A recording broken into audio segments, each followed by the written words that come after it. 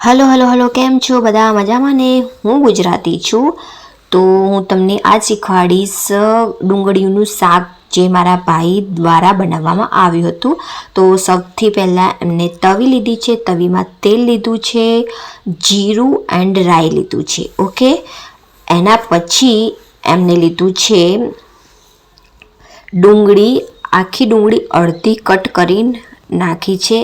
અને 5 મિનિટ જેટલું આપણે વેઇટ કરીશું. ડુંગળી કેટલા ગ્રામ શું જોઈએ એ હું ડિસ્ક્રિપ્શન બોક્સમાં લખી દઈશ. ઓકે, તો 5 મિનિટ સુધી તમે વેઇટ કરો, ડુંગળી શાંતળાઈ જાય. એના પછી એને નાખ્યું છે, દેખો ડુંગળી બ્રાઉન થોડી થઈ જાય એના પછી નાખ્યું છે મરચું, લાલ મરચું સ્વાદ અનુસાર. એના પછી નાખ્યું છે દાણા, સૂકા દાણા, દેખો ને સ્વાદ અનુસાર હળદર નાખી છે. પછી નાખ્યું છે આમાં લીલી ડુંગળી નાખી છે. લીલી ડુંગળી નાખ્યા પછી આમાં નાખ્યા છે કટ કરેલા ટામેટા. ક્રશ નથી કરવાના, કટ કરેલા નાના નાના ટુકડામાં ટામેટા નાખ્યા છે. એના પછી સૂકી ડુંગળી નાખી છે. ઓકે, એના પછી એને સારી રીતે હલાવવાનું છે. દેખવામાં ચટપટું લાગે છે ને બટ ખાવામાં બી બહુ જ મસ્ત લાગશે આ શાક.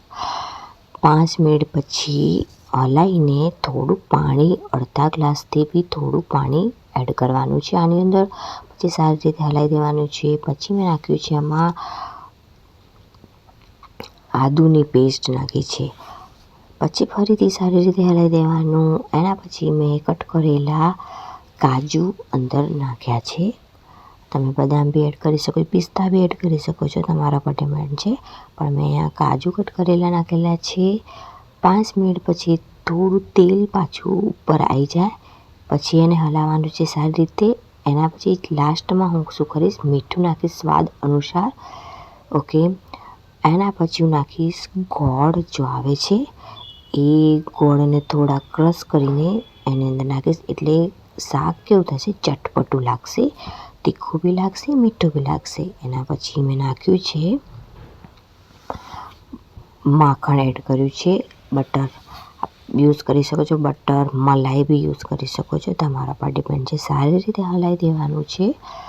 થોડું તેલ ઉપર આવી જાય એટલે આપણું શાક અહીંયા તૈયાર થશે. દેખવામાં મસ્ત લાગે છે ને, તો ખાવામાં બી તમને મસ્ત લાગશે શાક. એકવાર જરૂર ટ્રાય કરજો. ઓકે, તો આને હલાવવાની પ્રોસેસ સ્ટાર્ટ કરવાની છે. લાસ્ટમાં આપણે કોથમીરથી એને ગાર્નિશિંગ કરી દઈશું, કોથમીરથી. ઓકે, તો આ શાક તમે અહીંયા રેડી છે. પછી સારી રીતે એને ઢાંકી દેવાનું છે. ઓકે, તો તમે આ શાકને રોટલા સાથે, બાજરીના રોટલા સાથે ખાઈ શકો છો. બહુ જ મસ્ત સ્વાદ આવશે. વિડીયો થોડો બી સારો લાગ્યો તો લાઈક, શેર અને સબસ્ક્રાઈબ કરજો.